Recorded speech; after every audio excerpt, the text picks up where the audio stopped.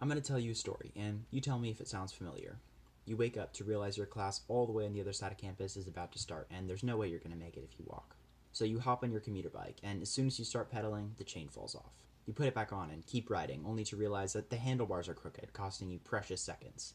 By the time you arrive at class, you're winded, your hands are covered in grease, and the professor has already started the lecture. This situation could have totally been avoided if you had fixed a few key components on your bike beforehand. My name is Bennett, and in this video I'll show you a few simple things you can do in your dorm room to your bike that will keep it in working condition and keep it reliable for you. But first I'm going to start this video by talking about a little bit of basic bike anatomy. So the first component I'm going to talk about is called the stem, and the stem attaches the handlebar to the steer tube, which is this tube here. The steer tube basically does what it says. It connects the handlebars to the front tire of the bike and helps you steer, and I'll be talking about adjusting those in a little bit. The next thing I want to talk about is the drivetrain, which is this whole system you see here. That includes the chain, the cassette, the front cogs, which are called the chain rings, and the front and rear derailleur. And finally, I want to talk about barrel adjusters, and these are going to come into play a little bit later, but basically what they do is they adjust the tension of the shift cable, and if you tighten the tension on the shift cable, then the barrel adjuster will do this. And if you loosen the tension on the shift cable, then this is what it'll look like on the barrel adjuster. So you're going to need a few tools for this video, but it's pretty simple, some everyday things that you could probably find for some hallmates. You're going to need a Phillips head screwdriver and a 5 and a 4mm hex wrench. So over time, handlebars can become misaligned with the front tire of the bike. It's pretty common. And this is a super easy adjustment to make, but if done wrong, it can cause a few problems later on down the line. So first, what you're going to want to do is loosen the bolts that attach the stem to the steer tube and also the bolt at the top of the steer tube. And then once you get the handlebars aligned with the front tire, just by moving it back and forth until it looks about right, then what you're going to want to do is tighten the bolt on top of the steer tube first, and then tighten the bolts on the stem that connect it to the steer tube. And the reason you want to do it in this order is because if you tighten the bolts on the stem first and then go to tighten this bolt on top, what this bolt on top does is it basically squishes everything on the steer tube down. So if you've already got the stem tightened, then it's still going to leave this bit of the bike a little bit loose, which could cause problems.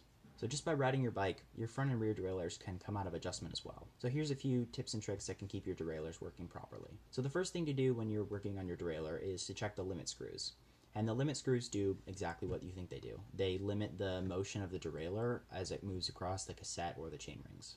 If these aren't adjusted properly, then the chain could fall off while you're riding or not make it to one ends of the cassette or chain ring. The limit screws are usually located on the top of either the front or rear derailleur, and they're usually right next to each other, so they're pretty easy to spot. So the first thing you're going to want to do is find which limit screw corresponds to which limit on the derailleur. And I'm going to be demonstrating this on the rear derailleur just because it's a little bit easier to see. So in order to figure out which limit screw corresponds to which limit, you're going to want to shift the chain all the way down to the lowest gear. Now that the chain is in the lowest gear, you're going to want to tighten one of the limit screws a few times.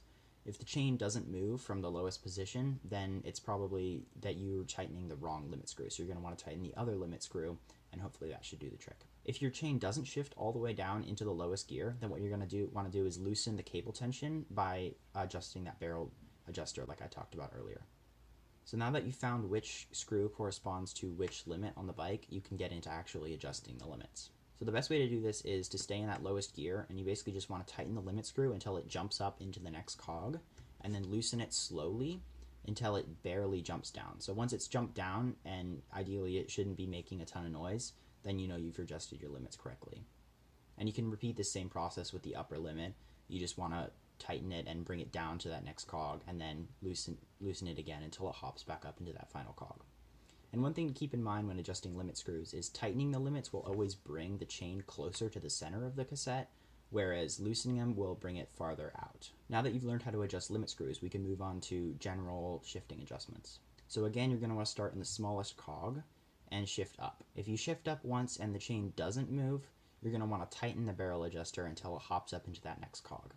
And if you shift once and it jumps too far, say 2 cogs, then you're going to want to loosen that barrel adjuster until it sits right in that second gear. And you basically just want to do this all throughout the cassette until you've got it pretty dialed. So ideally you just shift it up until it's jumping into each cog pretty well, and if it over jumps, again just loosen, and if it under jumps, then just tighten that barrel adjuster. Now that you know some basic bike repair, you won't have to worry about showing up to class late again. Now you can rest easy knowing that your bike is ready to go whenever you need it. Although if you're cutting it that close, you should probably just get a better alarm clock.